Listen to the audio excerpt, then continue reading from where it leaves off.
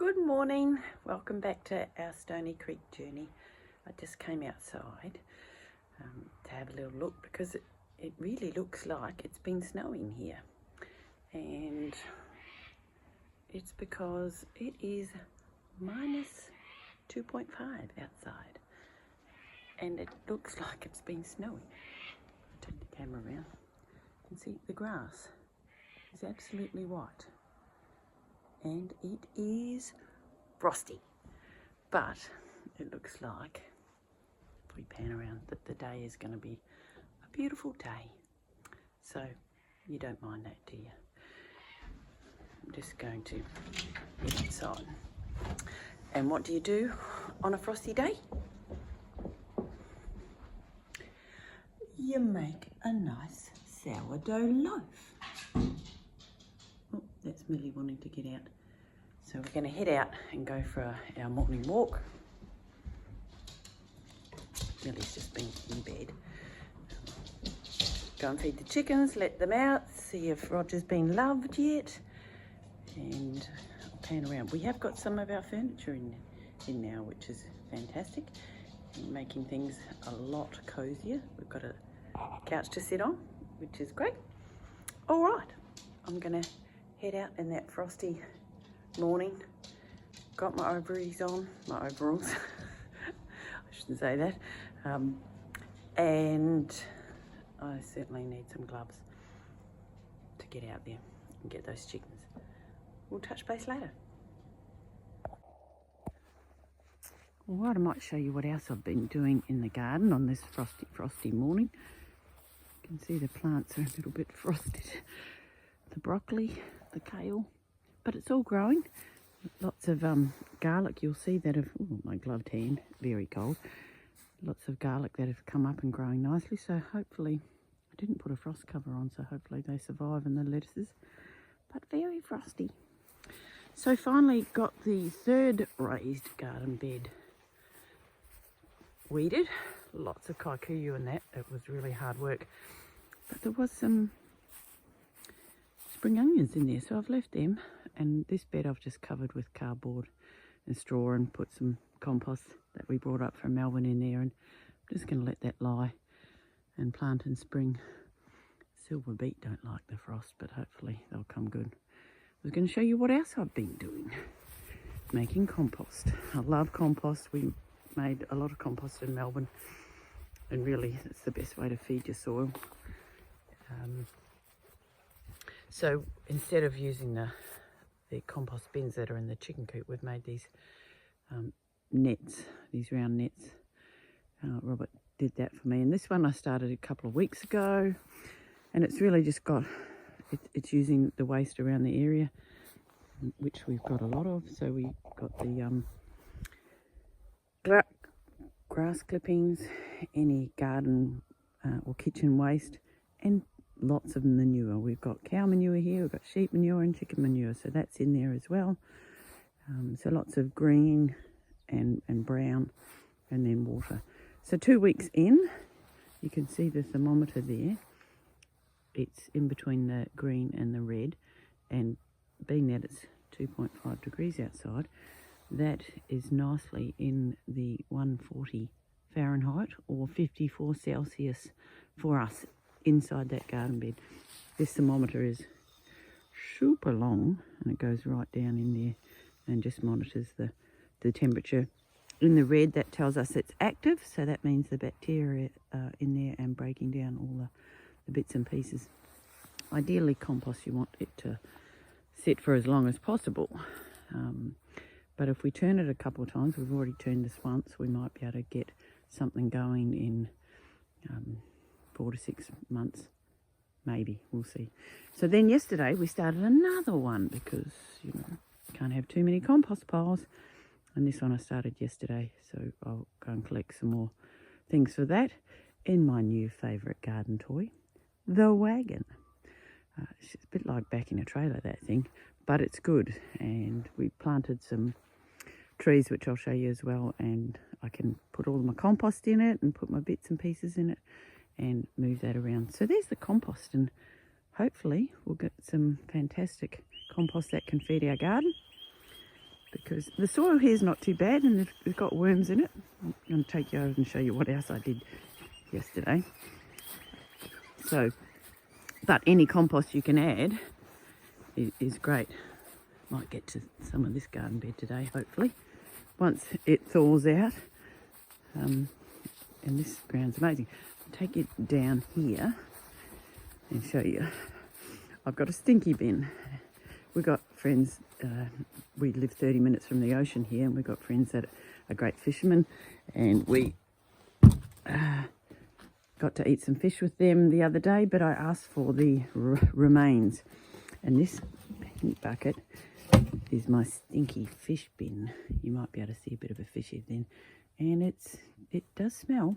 But what I'm making in there is a fish emulsion, so organic one. It's got some of my compost in there, but it's got lots of fish heads and bodies, and that will sit there and ferment, and in 6 to 9 months that is just going to be a whole lot of deliciousness for my plants.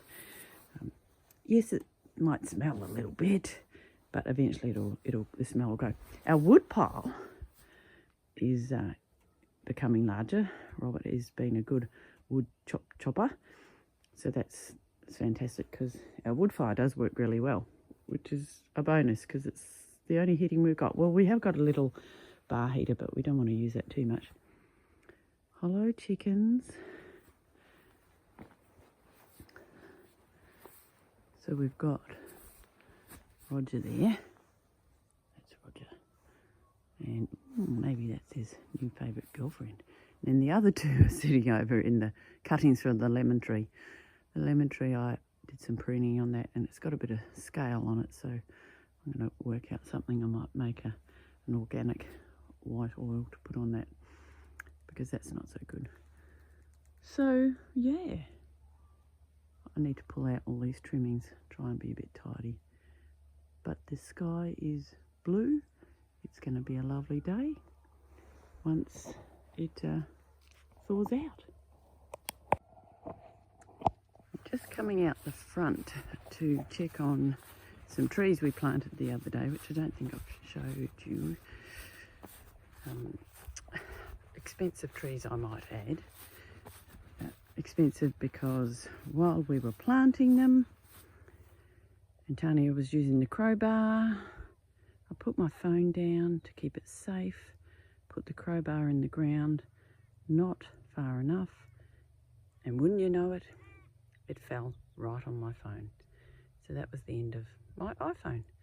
So now, after much fixing, and thank goodness Robert had just upgraded his phone and had the old one free, I'm now using his old one. So these are our expensive transplants. This is a Tangelo tree. We bought this tree from Melbourne. It was in the garden in Melbourne, and we transplanted it here, so hopefully that is going to grow. It did have some Tangelos on it this year, so let's hope. So far it looks okay. Might be a little bit droopy, but here's hoping. This is our little lime tree. This little lime tree, because there's not a lime tree here in the orchard. It's been in a container at our house for a couple of years, and it's got some limes on it. I should take those off actually, and because we like limes and lemons. And this is my great hope and vision for the corner paddock here, is a mulberry. I've never grown a mulberry tree before because I've never had space, but that's a mulberry, and they are deciduous trees. And my beautiful daughter brought this home from work, and we've got 3 others. We haven't decided where we're going to put that. I just put that green protective around it because there are bunnies here, and I thought, I wonder if some bunnies might chew the end of it. So the aim is that is going to be in the corner, and there is going to be a fence come up along here to for the house paddock, so that the mulberry will be in the corner there, and hopefully it will grow beautiful and produce mulberries. That's the hope, the great hope. And yesterday I came out and I got given some little daffodil bulbs before I left from some friends. And I planted a couple of daffodil bulbs at the bottom of each of these trees as well, so maybe we get a bit of a spring surprise. So those are just an update on the trees. We've got a few more trees that we're going to plant along here, and when we do get the fence up along here, that'll go right up here to which will mean this will be the house, lawn around the house. There's some more trees that we can plant too that we brought up. We've got apple trees, I've got a fig I want to plant here, a pomegranate, strawberry guavas, we've got some blackcurrant bushes, a jostaberry bush, lots to plant, and just working out exactly where all that's going. So it's looking good. It's a couple of hours after the frost has thawed, and now it's 16 degrees on our veranda. It was minus 2.5 when I got up this morning, and it's still and lovely.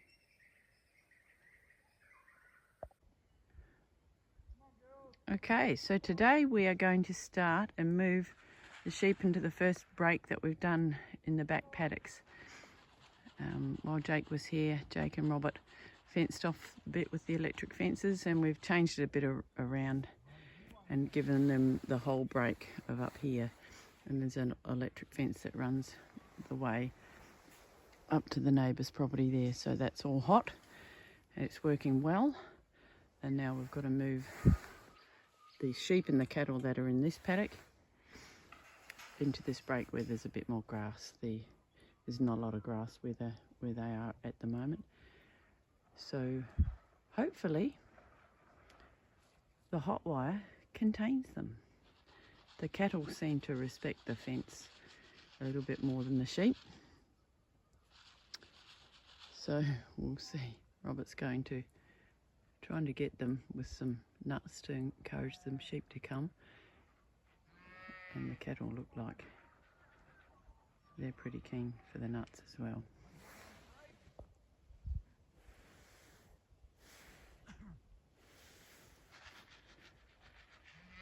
So the sheep look like they're coming.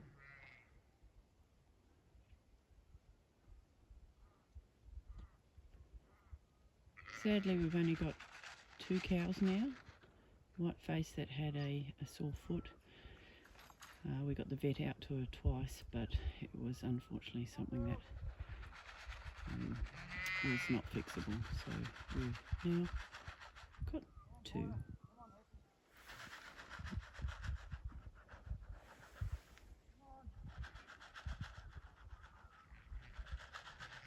The sheep are coming.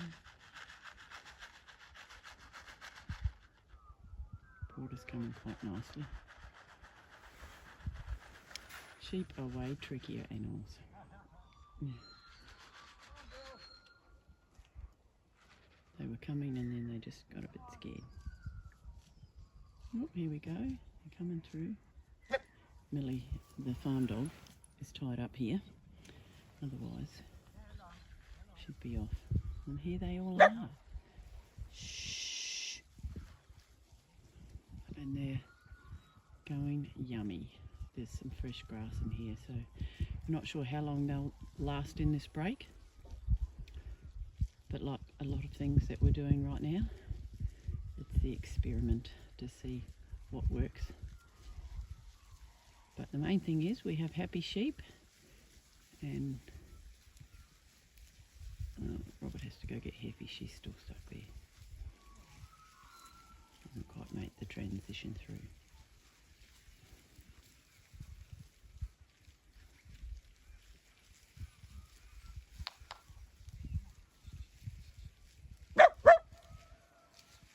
Millie! Shh! Oh, God.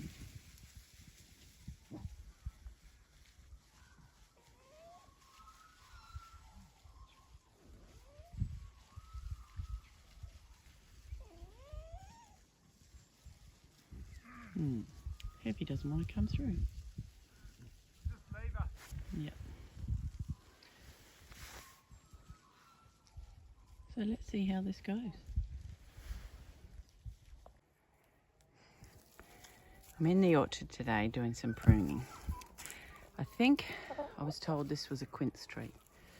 Never had a quince tree, don't know, but it's got all these bobbles on it. It's weird.